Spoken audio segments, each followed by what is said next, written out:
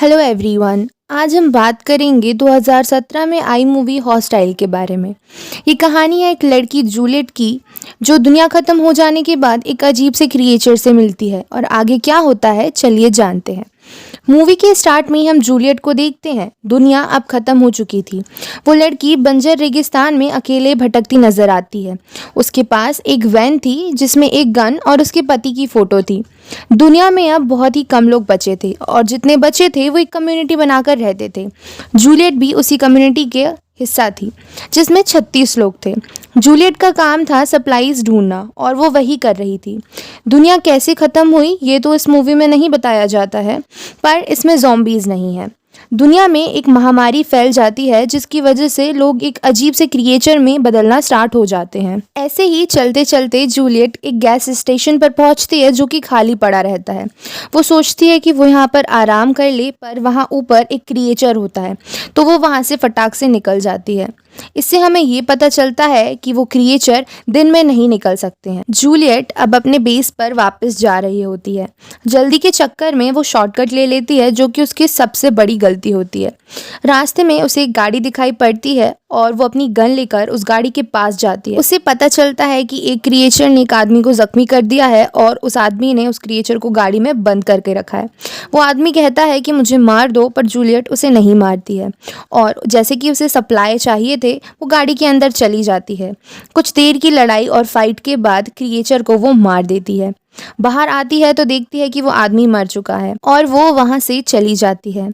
इस समय उसका काफ़ी ज़्यादा टाइम वेस्ट हो गया था और अब शाम होने वाली थी और उसे बेस पर भी पहुंचना था। ड्राइविंग करते करते वो अपने पति की फ़ोटो देख रही थी और फोटो हवा में उड़ जाती है। उस चक्कर में उसका ध्यान भटक जाता है और उसकी गाड़ी पलट जाती है। अब हमें फ्लैशबैक दिखाया जाता है। इस मूवी में बहुत ज़्यादा अलग अलग बार फ्लैशबैक दिखाया गया है, पर जैसे कि हम अपनी स्टोरी लाइन से ना भटकें इसीलिए मैं आपको फ्लैशबैक एक ही बार में बता देती हूँ ताकि आपको वीडियो अच्छे से समझ में आए। जूलियट जैक से एक आर्ट गैलरी में मिली थी। दरअसल वो बारिश से बचने के लिए आर्ट गैलरी में चली गई थी और उस आर्ट गैलरी का मालिक जैक था। जूलियट पेंटिंग के बारे में कुछ भी नहीं जानती थी और जैक ने जब उससे बात करी तो उसे भी इस बात का पता लग गया। फिर कुछ देर बात करने के बाद जैक जूलियट को अपने घर ले आता है।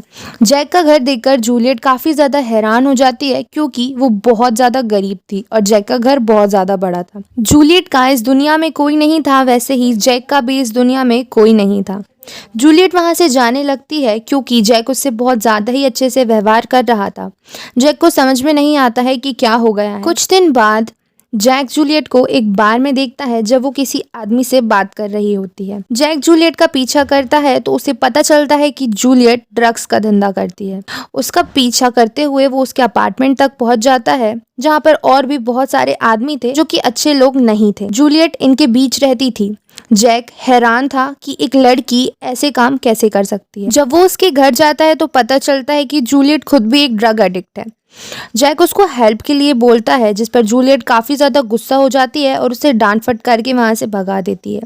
कुछ दिनों बाद बहुत बुरी हालत में जूलियट जैक के यहाँ पर पहुँचती है क्योंकि उसे कुछ गुंडों ने मार कर भगा दिया था। जैक उसके जख्म साफ करता है और उसका काफी ज्यादा ख्याल रखता है। जूलियट फिर से ड्रग्स लेने चली जाती है। जैक उसे रोकता है क्योंकि वो उसका भला सोचता है। जैक अब जूलियट की बुरी आदतें छुड़ाने के लिए एक घर खरीदता है जिसमें जूलियट आराम से रहे और उसे काफी ज्यादा प्यार करता है। कुछ समय बाद जूलियट प्रेग्नेंट हो जाती है, पर उसका बच्चा पैदा होते से ही मर जाता। दोनों लोग जानते थे कि ये जूलियट की बुरी आदतों का ही नतीजा है कि उनका बच्चा मर गया। जैक जूलियट को कुछ भी नहीं कहता है, पर जूलियट वापस से अपनी औकात पर आ जाती है और वापस ड्रग लेने लग जाती है।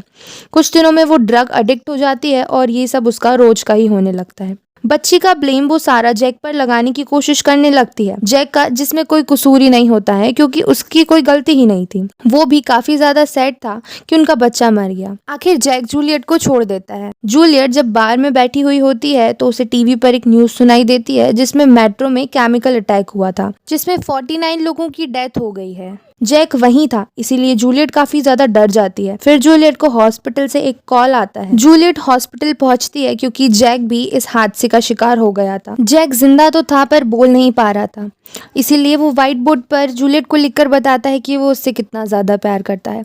अगले दिन जब जूलियट हॉस्पिटल पहुंचती है तो उसे पता चलता है कि जैक अब नहीं रहा, क्योंकि केमिकल अटैक के कारण उसकी हालत ये हुई थी तो उसकी बॉडी भी डिस्पोज कर दी गई है। जूलियट को बहुत दुख होता है कि उसने जैक की कभी कदर ही नहीं करी। ये सारी कहानी हमें बीच बीच में दिखाई जाती है। अब हम देखते हैं, वैन पलटने के बाद जूलियट को होश आता है तो उसे एहसास होता है कि उसका पैर टूट गया है, साथ ही साथ वो पैर बुरी तरीके से फट गया था। उसकी चीख निकल जाती है। उसकी गन उससे काफ़ी ज़्यादा दूर थी। वो काफ़ी कोशिश करती है उस गन को लेने की, बहुत मेहनत के बाद भी वो गन उसके पास नहीं आती है तो वो पैर निकालने की कोशिश करने लगती है। पैर तो वो निकाल लेती है पर उसका पैर इस तरीके से टूट चुका था कि उसकी हड्डी बाहर निकल आई थी। वो उस पर अल्कोहल डालती है और हड्डी को अंदर कर देती है। इतना दर्द हो रहा था उसको कि उसकी चीख निकल आती है। पैर को सही करके वो रेडियो पर कांटेक्ट करने की कोशिश कर रही थी ताकि वो बेस पर पहुंच जाए, पर उसका रेडियो काम नहीं कर रहा था। उसकी आवाज़ से एक रीपर उसके पास आ जाता है। जूलियट सबसे पहले बाहर पड़ी अपनी गन को अपने पास ले आती है। वहाँ पे हम देखते हैं कि रीपर के पैर दिखाई पड़ रहे हैं। रीपर वहाँ से जा रहा होता है, तभी कोई रेडियो पर रिप्लाई कर देता है। जूलियट फटाक से रेडियो बंद तो कर देती है पर रीपर सुन लेता है और उसकी तरफ आने लग जाता है। उसका ध्यान भटकाने के लिए जूलियट रेडियो को ऑन करके उस बाहर फेंक देती है। रीपर उस रेडियो को उठाता है और ज़्यादा दूर फेंक देता है और फिर वहाँ से चला जाता है। बेचारी जूलियट अब ग्लो स्टिक की मदद से रेडियो को ढूंढ लेती है और वो वहाँ जाती है, पर रीपर आ जाता है जो कि उसकी वैन के ऊपर ही था। उसका चेहरा इंसानों जैसा ही दिखाई पड़ता है, पर उस भयंकर महामारी की वजह से ये लोग काफ़ी ज़्यादा डरावने हो गए थे। जूलियट उस रीपर पर गोली चला देती है जो कि मिस हो जाती है।